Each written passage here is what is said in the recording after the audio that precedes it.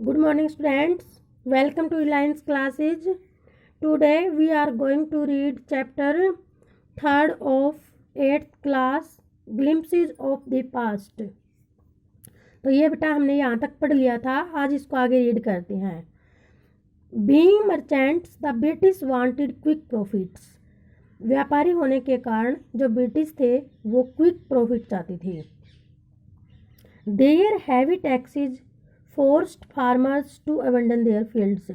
उनके जो बाहरी कर थे उन्होंने फार्मर को फोर्स किया अपने फील्ड्स को त्यागने के लिए. अबंडन होता है त्यागना या छोड़ना. But your man are taking all my crop. लेकिन तुम्हारे आदमी मेरी सारी फसल लेकर जा रहे हैं. You are still in arrears. Arrears होता है भुगतान, कि अभी तुम्हारा भुगतान बाकी है. If you don't pay next week, अगर तुम अगले सप्ताह तक पे नहीं करोगे, I will send you to jail, तो मैं तुम्हें जेल भेज दूंगा. इस प्रकार से ब्रिटिशर्स बोलते थे. Still the British invented other methods.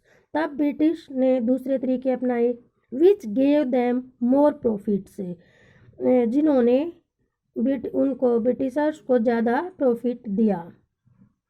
The goods manufactured in England should not have any import duty. जो सामान है इंग्लैंड में बनाया गया उसके ऊपर कोई आयात कर नहीं लगना चाहिए.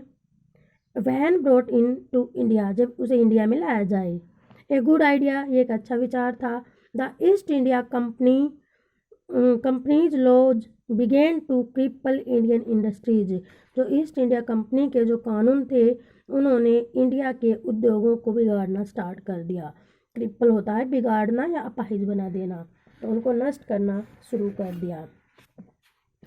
फिर राम मोहन रॉय, ये राजा राम मोहन रॉय थे 1772 से 1833 तक.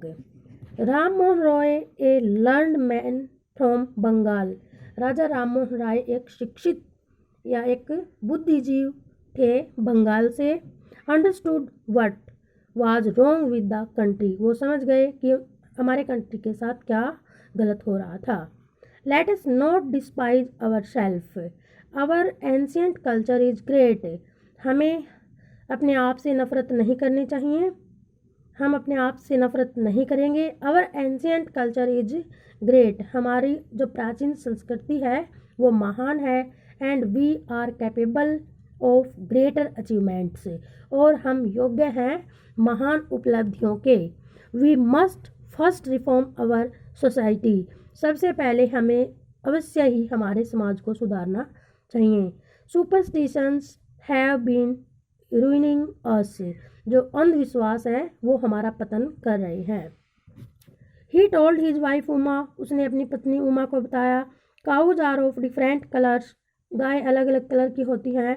But the colour of their milk is the same, लेकिन उनके मिल्क का जो कलर है वो सेम है. Different teachers have different opinions, अलग अलग टीचर के अलग अलग मत होते हैं. But the essence of every religion is the same, लेकिन प्रत्येक रिलीजन का जो एसेंस है, जो सार है, वो सेम है.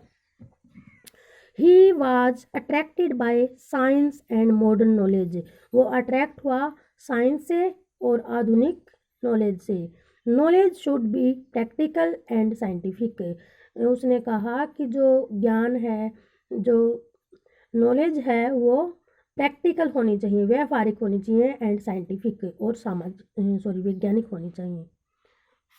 ही cross the seas and went to England to see what made the British powerful. There he told them.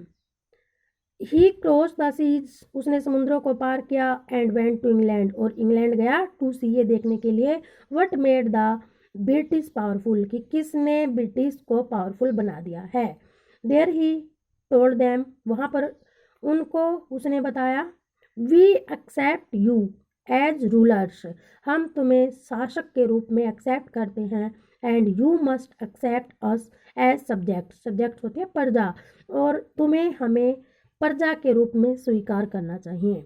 But you must remember, लेकिन तुम्हें अवश्य ही याद रखना चाहिए, द रिस्पॉन्सिबिलिटी ए रूलर, एक शासक की responsibility owes to his subject, जो अपनी प्रजा के प्रति होती है।